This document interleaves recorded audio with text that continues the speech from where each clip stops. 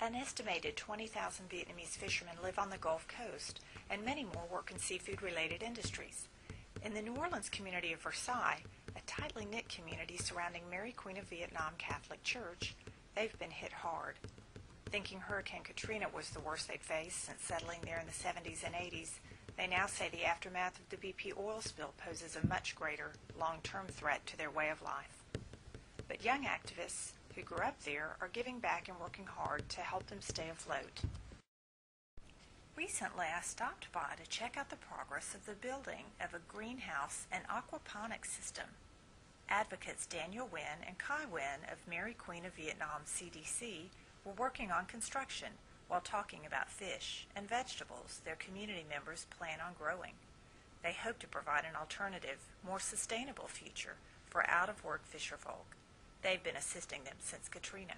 Is you'd be able to walk out this door right here, 1, 2, 3, and then the growing troughs right there where the sun is. Okay. We're looking at catfish and hybrid striped bass.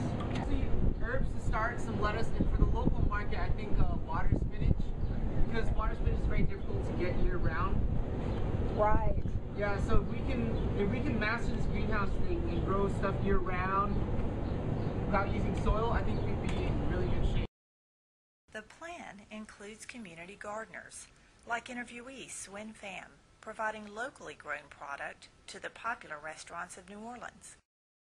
The restaurants depend on getting the freshest product, like the French Quarter's P&J brand oysters, owned by the Sinceri family, who in turn depended on mostly Vietnamese shuckers, now laid off since the oil spill.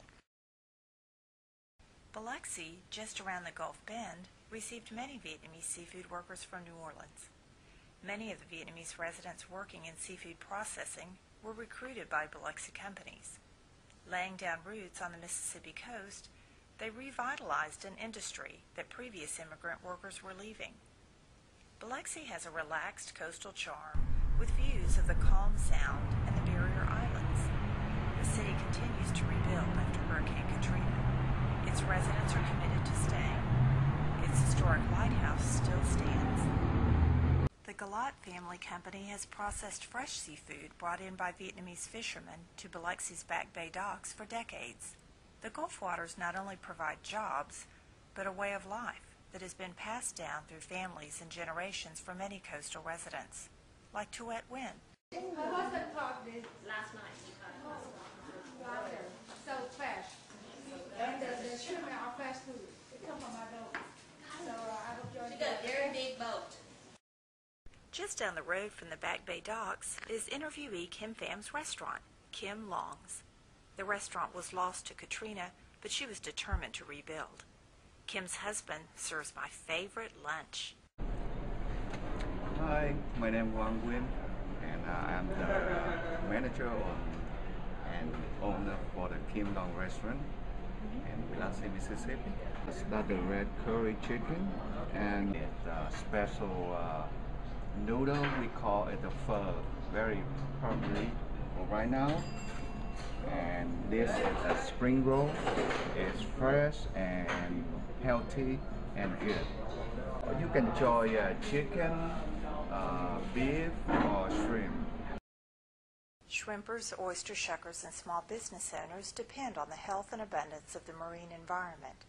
So do the casinos, which were the quickest to recover post-Katrina and court tourists to enjoy their entertainment amenities and upscale restaurants. Just a block from Casino Row is a legal firm's oil spill claims office.